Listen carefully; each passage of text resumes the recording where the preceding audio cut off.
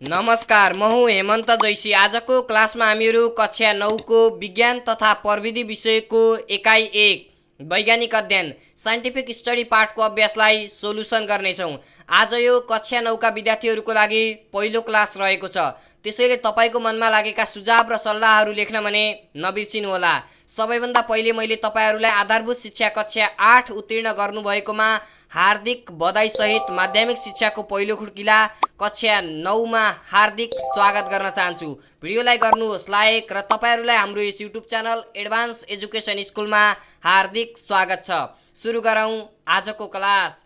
अभ्यासको प्रश्न नम्बर 1 मा भनेको छ सही उत्तरमा चिन्ह लगाउनुहोस्।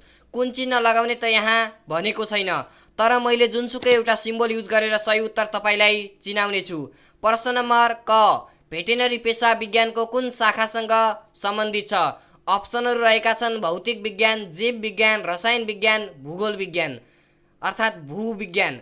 यसको सही उत्तर हो जीव विज्ञान। मैले सामान्यतः अप्सन पढ्दिनँ अबदेखि, किनकि अप्सन पढ्यो भने भिडियो लामो हुन्छ र तपाईले बुझ्नुपर्ने कुरा सही उत्तर कुन हुन् त्यो बुझ्नुपर्ने। एमसीक्यूमा खासै 9 कक्षाको एमसीक्यूमा त्यस्तो केही गाह्रो त छैन। अब कुनै मात्रै लजिक टाइपका हुन्छन्, खासै त्यस्तो केही छैन है। 9 कक्षाको पुरै हेरेको छु मैले, केही छैन। त्यसैले तैपनि केही कन्फ्युजन र नबुझे खण्डमा तपाईले कमेन्ट गर्न सक्नुहुनेछ र मैले सकेसम्मको भिडियोमा नै सबै कुरा भनेको नै हुन्छु।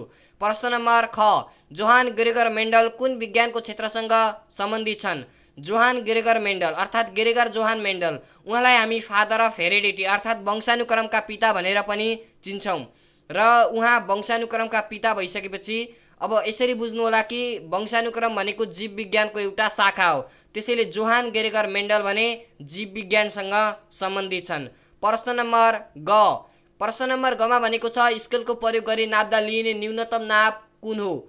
यहाँ सामान्यतः मिटर, सेन्टिमिटर है, डेसिमिटर दिएको छ, तैपनि अब मिलिमिटर पनि छ।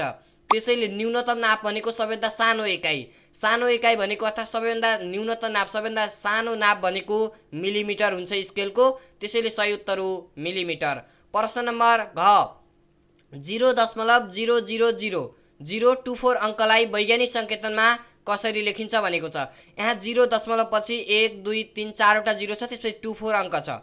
अब यसलाई लेख्नका लागि 2.4, अब यो 4 पनि गिनिन्छ, 4 पनि गिन्यो, 1 2 3 4 5, 2.4 × 10⁻⁻5 भएको सही उत्तर हुन्छ।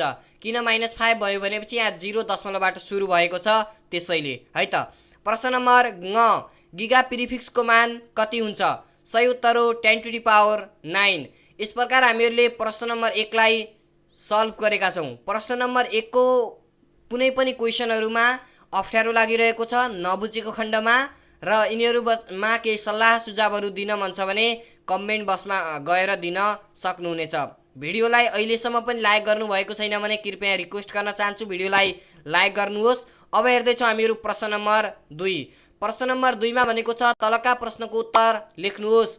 प्रश्न नम्बर क, वैज्ञानिक अध्ययन कसरी गरिन्छ लेख्नुहोस्। उत्तर, कुनै पनि नयाँ वस्तु देख्नासाथ अवलोकन गर्ने, जिज्ञासा राख्ने, अनुमान गर्ने, प्रयोग गर्ने, प्रयोगको नतिजा विश्लेषण गर्ने, निष्कर्ष निकाल्ने र प्रतिवेदन लेख्ने आदि चरणबद्ध कार्यबाट वैज्ञानिक अध्ययन गरिन्छ। सामान्यतः यो तपाईले कक्षा 6 7 8 मा पढेकै कुरा छ है, केही बुझाउनु पर्ने खालको छैन। प्रश्न नम्बर ख, विज्ञानका क्षेत्रको सूची बनाउनुहोस्। उत्तर, भौतिक विज्ञान, जीव विज्ञान र रसायन विज्ञान विज्ञानका मुख्य क्षेत्रहरू हुन् भने अन्तर्विषय क्षेत्रमा खगोल विज्ञान, भूगोल विज्ञान, कृषि विज्ञान, वातावरण विज्ञान, भू तथा अन्तरिक्ष विज्ञान आदि हुन्। अब तपाईले बुझ्नुपर्ने फिजिक्स, केमिस्ट्री र बायोलोजी विज्ञानका मुख्य क्षेत्रहरू हुन्। अनि अब अन्तर्विषय क्षेत्रमा खगोल विज्ञान भयो, भूगोल विज्ञान भयो, कृषि विज्ञान भयो, वातावरण विज्ञान भयो, भू तथा अन्तरिक्ष विज्ञान भयो, त्यसपछि कम्प्युटर विज्ञान अर्थात् कम्प्युटर साइन्स भयो। यी सम्पूर्ण अन्तर्विषय क्षेत्र अन्तर्गत पर्छन् विज्ञानका, र मुख्य क्षेत्र फिजिक्स, केमिस्ट्री, बायोलोजी हो। यो तपाईले बुझेकै कुरा छ। अब हेर्दैछौँ प्रश्न नम्बर ग। प्रश्न नम्बर गमा भनेको छ विज्ञानका क्षेत्रको अन्तर्सम्बन्धलाई उदाहरणसहित व्याख्या गर्नुहोस्। अब विज्ञानका क्षेत्रहरूको अन्तर्सम्बन्धलाई भनेको छ। विज्ञानका क्षेत्रहरूको अन्तर्सम्बन्धलाई व्याख्या गर्नु अगाडि बुझ्नुपर्ने कुरा तपाईले विज्ञानका 3 वटा क्षेत्र छन्, फिजिक्स, केमिस्ट्री र बायोलोजी। अब यसमा बुझ्नुपर्ने कुराहरू यिनीहरू एक आपसमा सम्बन्धित छन्, एक नभए अर्को नहुने, अर्को नभए अर्को नहुने भन्ने छन्। अर्थात् एक आपसमा सम्बन्धित छन्, यिनीहरू अन्तर सम्बन्ध, यिनीहरू एक आपरमा सम्बन्धित छन्। अर्थात् एक नभए अर्को नहुने, अर्को नभए एक नहुने। मैले भने नि त त्यही हो उत्तर मैले यस प्रकारले बनाएको छु। उत्तर विज्ञानका विभिन्न क्षेत्रहरूमध्ये भौतिक विज्ञानले चाल, शक्ति, बल, चाप, प्रकाश, ताप, ध्वनि, प्रवेग है, गति आदि भौतिक प्रक्रियाको अध्ययन गर्छ। यी सबै भौतिक जानकारीहरू रसायन विज्ञानका लागि पनि उपयोगी हुन्छन्। विभिन्न रासायनिक प्रतिक्रियाबाट जीव तथा बोट बिरुवाको संरक्षणका लागि औषधि बनाइन्छ। अब उदाहरणको लागि राखेको छु मैले माइक्रोस्कोप। उपकरण भौतिक विज्ञानका नियममा आधारित रहेर बनाएको हुन्छ। यो माइक्रोस्कोप नै रसायन विज्ञानमा विभिन्न अणु तथा परमाणुको अध्ययनको लागि उपयोगी हुन्छ। त्यसका साथै यही माइक्रोस्कोप नै जीव विज्ञान अर्थात् बायोलोजीमा विभिन्न कोष तथा तन्तुहरूको अध्ययनको लागि उपयोगी हुन्छ। यसरी विज्ञानका क्षेत्रहरूको अन्तर सम्बन्धलाई व्याख्या गर्न सकिन्छ। उत्तर यस प्रकारको छ, बुझ्ने छ, स्पष्ट छ। अब यहाँसम्म लेखेको कुरा सबै बुझ्नुहुन्छ होला। बोट बिरुवाको संरक्षणको लागि पनि त्यही अब बुझ्नुपर्ने कुरा तपाईँले यही नै रहेको छ। अब यी अध्ययन गर्छन् भनिसकेपछि अब भौतिक जानकारी रसायन विज्ञानमा पनि उपयोगी हुन्छन् हैन। रासायनिक प्रतिक्रियाबाट जीव तथा बोट बिरुवाका संरक्षणका लागि औषधि बनाइन्छ। अब रासायनिक प्रतिक्रियाबाट रसायनबाट नै विभिन्न केमिकलहरू युज गरेर औषधिहरू बनाइन्छ। ती औषधि नै बोट बिरुवाको संरक्षण तथा बोट बिरुवा हुर्काउनका लागि प्रयोग गरिन्छ। अब यो चाहिँ एउटा नयाँ उदाहरण हो है तपाईलाई। माइक्रोस्कोप भन्ने एउटा नयाँ उदाहरण हो, सूक्ष्मदर्शक यन्त्र। अब यो यन्त्रको प्रयोग गरेर हामी जीव विज्ञानमा चाहिँ विभिन्न कोष तथा तन्तुहरूको अनुसन्धान गर्न सक्छौँ, अर्थात् अनुसन्धान तथा अध्ययन गर्न सक्छौँ। र यही माइक्रोस्कोप नै युज गरेर हामीले रसायन विज्ञानमा अणु तथा परमाणुहरूको अध्ययन गर्न सक्छौँ। अध्ययन भनेको अणु तथा परमाणुहरूको स्थानहरू चेक गर्ने। अब बुझ्नु होला तपाईँले, यिनीहरू अणु तथा परमाणुहरूको अध्ययन गर्न सक्छौँ। यो कुरा तपाईँले बुझ्नुभयो। अब यो माइक्रोस्कोप भौतिक विज्ञानका नियममा आधारित रहेर बनाएको हुन्छ। अब यो माइक्रोस्कोप नै तीनवटा ठाउँमा युज भएको छ, अर्थात् तीनवटा विज्ञानमा नै युज भएको छ। त्यसैले यिनीहरूको अन्तर सम्बन्ध रहेको छ, अर्थात् यिनीहरू एक आपसमा सम्बन्धित छन् र यिनीहरूको अन्तर सम्बन्धलाई हामीले यस प्रकारले व्याख्या गर्न सक्छौँ। आई होप मैले सक्ने जति बुझाएँ, पक्कै पनि बुझ्नुभयो। नबुझेको खण्डमा कमेन्ट राख्न भने सक्नुहुनेछ। अब हेर्दैछौँ प्रश्न नम्बर घ। प्रश्न नम्बर घमा भनेको छ वैज्ञानिक पद्धतिमा प्रयोगको कस्तो महत्त्व हुन्छ, उदाहरणसहित व्याख्या गर्नुहोस्। अब विज्ञान भनेको नै प्रयोग हो, यो कुरा बुझ्नु पर्यो तपाईले। हामीले कुनै पनि नयाँ कुरा पत्ता लगायौँ, त्यो पत्ता लगाएको कुरा सही छ कि छैन भनेर प्रयोग गर्नुपर्छ हामीले, अनि मात्र के हुन्छ त त्यो पुष्टि हुन्छ। त्यसैले सबभन्दा पहिला प्रयोगको ठुलो महत्त्व रहेको छ वैज्ञानिक पद्धतिमा नभएर विज्ञानमा नै प्रयोगको निकै ठुलो महत्त्व छ। वैज्ञानिक सिकाइमा, वैज्ञानिक अध्ययनमा चाहिँ विज्ञानमा अर्थात् वैज्ञानिक सिकाइ, वैज्ञानिक अध्ययन यी सम्पूर्णमा चाहिँ प्रयोगको निकै ठुलो महत्त्व रहेको छ। अब उत्तर यस प्रकार रहेको छ। वैज्ञानिक पद्धतिमा प्रयोग भन्नाले उपयुक्त विधि अपनाई परीक्षण गर्नु हो। हामीले कुनै पनि नयाँ कुरा पत्ता लगाउनका लागि विज्ञानमा प्रयोग गरेर पुष्टि गर्नुपर्छ। त्यसैले वैज्ञानिक अध्ययनको महत्त्वपूर्ण चरणको रूपमा हामी प्रयोगलाई लिन सक्छौँ। प्रयोगबाट नै सही तथ्य तथा जानकारी प्राप्त हुने भएकाले वैज्ञानिक पद्धतिमा प्रयोगको निकै ठुलो महत्त्व रहेको छ। उदाहरणको लागि नुनपानीको घोलबाट नुन र पानी छुट्याउन सकिन्छ कि सकिँदैन होला भन्ने प्रश्नको उत्तर अर्थात् जवाबको लागि हामीले जब आसवन क्रियाको प्रयोग गर्छौँ तब हामीलाई नुनपानीको घोलबाट नुन र पानी छुट्याउन सकिन्छ भन्ने विश्वास हुन्छ। त्यसैले बोलेर होइन प्रयोग गरेर पुष्टि गर्नुपर्छ। यसकारण वैज्ञानिक सिकाइमा मात्र नभई विज्ञानमा नै प्रयोगको निकै ठुलो महत्त्व रहेको छ। सामान्यतः तपाईँले यो उत्तर बुझ्नु नै भयो होला। विज्ञान भनेको नै प्रयोग हो, यो मैले भने तपाईँलाई। अब हामीले कुनै पनि नयाँ कुराहरू पत्ता लगायौँ भने त्यो कुरा हामीले पत्ता लगाएको कुरा सही छ कि नै त्यसलाई पुष्टि गर्नका लागि प्रयोग गर्नुपर्छ। त्यसैले वैज्ञानिक अध्ययनमा र वैज्ञानिक पद्धतिमा प्रयोगको निकै ठुलो महत्त्व रहेको छ भनेर मैले यहाँ यस प्रकारले उत्तर बनाएको छु। अब नुनपानीको घोलबाट नुन र पानी छुट्याउन सकिन्छ कि सकिँदैन होला भन्ने हाम्रो मनमा जिज्ञासा छ। यो जिज्ञासा अर्थात् यो प्रश्नलाई हामीले सल्भ गर्नका लागि प्रयोग गर्नुपर्छ। यसको लागि अब यहाँको लागि अर्थात् यसको लागि भने यो नुनपानीको घोलबाट नुन र पानी छुट्याउन सकिन्छ कि सकिँदैन होला भन्ने प्रश्नको लागि चाहिँ आसवन क्रियाको प्रयोग गर्यौँ भने हामीले के गर्न सक्छौँ, प्रयोग गर्यौँ भने नुनपानीको घोलबाट नुन र पानी छुट्याउन सकिन्छ है भन्ने हामीलाई विश्वास हुन्छ। त्यसैले हामीले के गर्यौँ त यो प्रयोग गरेर विश्वास भएको हो। त्यसैले वैज्ञानिक पद्धतिमा प्रयोगको निकै ठुलो महत्त्व रहेको छ। अब हेर्दैछौँ प्रश्न नम्बर ङ। प्रश्न नम्बर ङमा भनेको छ विज्ञानको प्रयोगात्मक कार्य गर्दा अपनाउनु पर्ने सुरक्षाका उपायहरूको सूची बनाउनुहोस्। उत्तर विज्ञानको प्रयोगात्मक कार्य गर्दा अपनाउनु पर्ने सुरक्षाका उपायहरूको सूची निम्नानुसार रहेको छ। नम्बर 1 शिक्षकको उपस्थितिमा मात्र गर्नुपर्छ। नम्बर 2 प्रयोगशालामा काम गर्दा ल्याब कोट, चस्मा, पन्जा आदि सुरक्षाका सामग्रीहरूको प्रयोग गर्नुपर्छ। नम्बर 3 कुनै दुर्घटना भएमा शिक्षकलाई तुरुन्तै खबर गर्नुपर्छ। नम्बर 4 कुनै उपकरण चलाउनुभन्दा पहिले यसको बारेमा जानकारी हुनुपर्छ। नम्बर 5 प्रयोग गर्दा रसायन चाहिए जति मात्रामा मात्र लिई प्रयोग गर्नुपर्छ। आफूलाई चाहिए जति रसायन लगेर मात्र प्रयोग गर्नुपर्छ।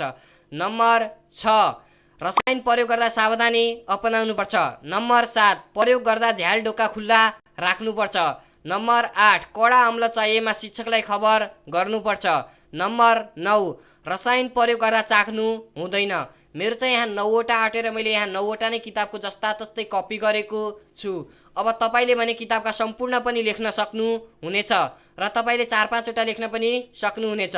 तर परीक्षामा भने तपाईँलाई जति सोधेको छ त्यति लेख्न सक्नुहुन्छ। 1-2 थपेर लेख्नु होला, नभए त्यति नै लेखे पनि हुन्छ।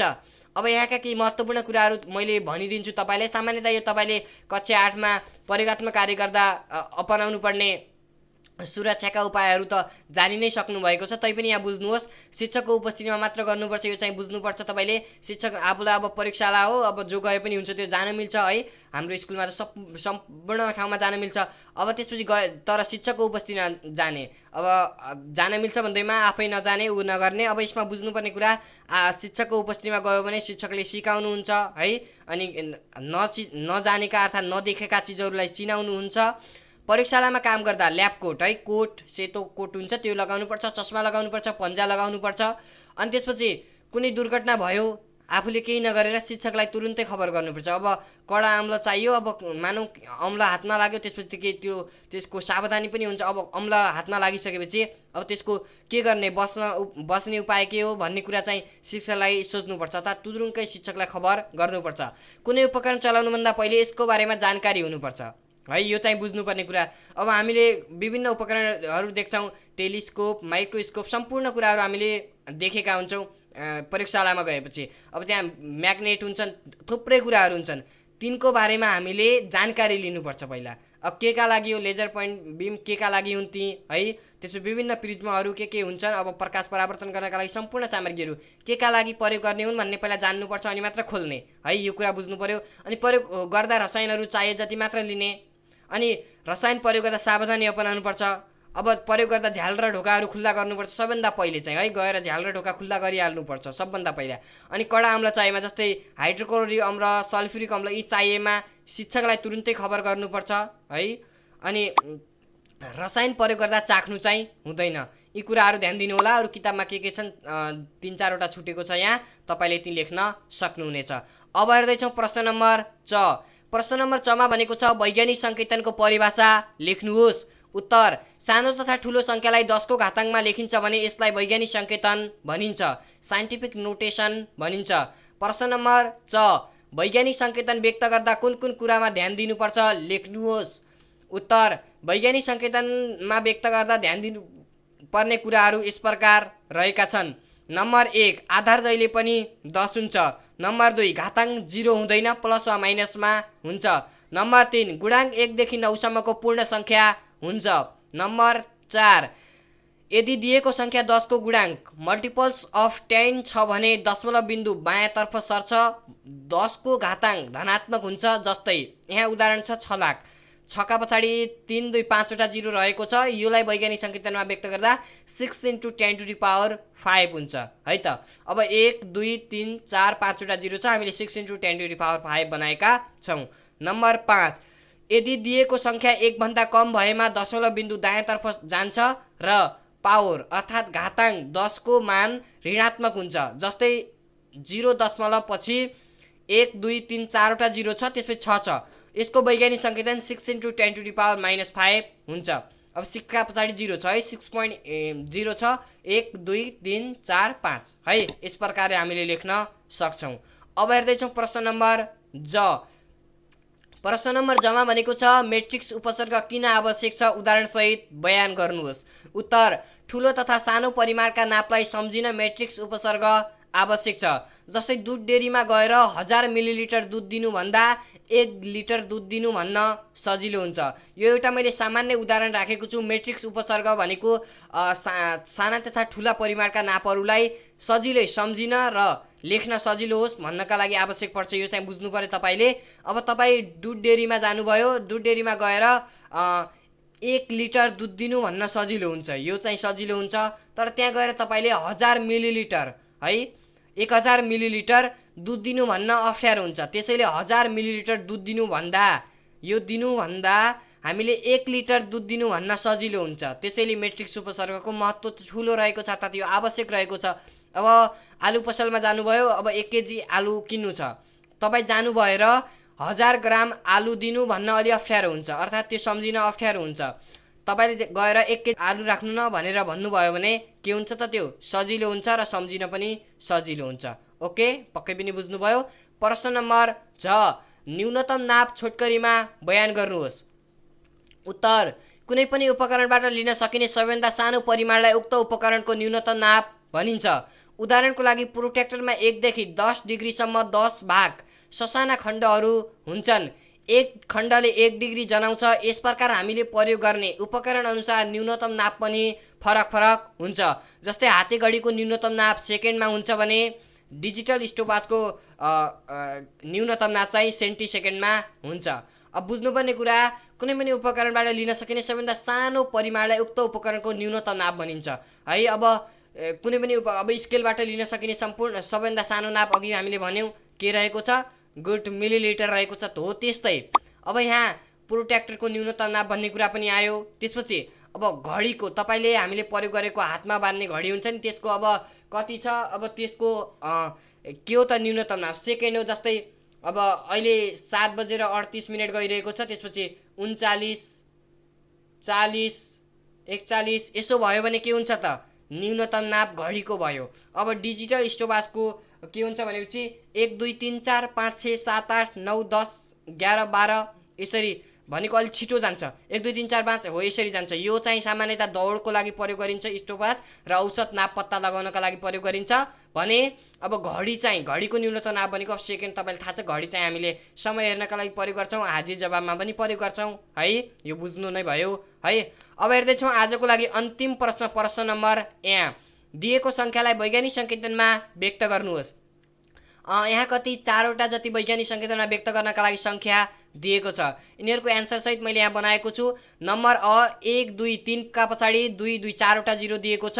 अब यसलाई बनाउँदाखेरि 1.23 इन्टु 10 टु द पावर 1 2 3 4 5 6 भयो। यसरी हामीले बनाउन सक्छौँ। सामान्यतः हामीले यहाँ पोइन्ट थपेकाले अर्थात् यहाँ दशमलव थपेकाले हामीले यस पछिका सङ्ख्या गिन्ने हो है। 1 2 3 4 5 6 एन्सर भयो। प्रश्न नम्बर 0.000 42 लाई बदल्दाखेरि 4.2 बनाउनु पर्यो। अब 4.2 बनाइसकेपछि यो 2 गिनियो 1 2 3 4 4.2 इन्टु 10 टु द पावर -4। प्रश्न नम्बर ई अब 0.1 2 3 4 5 6 7वटा 0 पछि 1 छ बराबर। अब यसलाई चाहिँ मैले यस प्रकारले बनाएको छु 1 इन्टु 10 टु द पावर -8 छ। अब किनभनेपछि यो 1.0 हुन्छ। यो जस्तै यहाँ 1.0 इन्टु 10 टु द पावर -8 लेख्न पनि मिल्छ। तर अब हामीले जतिसक्दो सानो बनाउने हो। वैज्ञानिक सङ्केतन भनेको त ठुला सङ्ख्याहरूलाई सानोमा लेख्न प्रयोग गरिने तरिका हो। अब त्यसैले अब बुझ्नुपर्ने कुरा तपाईँले हामीले जतिसक्दो छोटो बनाउनुपर्छ। त्यसै अनुसार अब यहाँ 0 नलेखे तापनि गिनिन्छ। 0 पछि 1 भयो, त्यो 2 3 4 5 6 7 8 है -8 भयो। अब यहाँ यही दिएको छ। अब यहीमा भन्दा पनि यहाँ 3 राखेको छ, अरू केही होइन है। त्यसपछि 3 का पछाडि 8वटा 0 छन् बराबर 3.0 इन्टु 10 टु द पावर 8 लेख्दा पनि हुन्छ, 3 टु द पावर 8 लेख्दा पनि हुन्छ। यो नै एन्सर भयो है त। अब बुझ्नुभयो पक्कै पनि। 3 इन्टु 10 टु द पावर 8 अर्थात् 3 इन्टु 10 को पावर 8 रहेको छ। तर फेरि तपाईँले यहाँ यसो नबुझ्नु होला है। 1.23 पछि चाहिँ 0 थप्न मिल्दैन नि। यहाँ एक्लै छ भने जस्तै 2 इन्टु 10 टु द पावर 6 छ भने 2.0 इन्टु 10 टु द पावर 6 लेख्न मिल्छ। तर यस्तो अवस्थामा 1.23 into 10 to the 1.23 0 into 10 to the power 6 भने लेख्न मिल्दैन है। यति बुझ्नु होला है त। यससँगै हामीहरूले कक्षा 9 को विज्ञान तथा प्रविधि विषयको वैज्ञानिक अध्ययन साइन्टिफिक स्टडी पार्टको अभ्यासलाई सोलुसन गरेका छौँ। एकाइमा रहेका प्रश्न उत्तरमा कुनै पनि कन्फ्युजन रह्यो भने कमेन्ट राख्न सक्नुहुनेछ। भिडियोलाई लाइक गर्नुहोला र च्यानलको लागि नयाँ हुनुहुन्छ भने च्यानललाई सब्स्क्राइब गर्नुहोला। अगाडिका पाठहरू अब क्रमशः अपलोड हुनेछन्, त्यसैले च्यानलमा एक्टिभ रहिरहनुहोला। र मैले फेरि पनि भन्न चाहेँ केही सल्लाह सुझावहरू दिन मन छ र केही नबुझेको खण्डमा र केही क्वेसनहरूको बारेमा सोध्न मन छ भने कमेन्ट राख्न सक्नुहुनेछ। आजको लागि यो क्लास यहीँ एन्ड गर्न चाहन्छु। अर्को क्लासमा तपाईँसँग भेट हुनेछ। धन्यवाद, नमस्कार।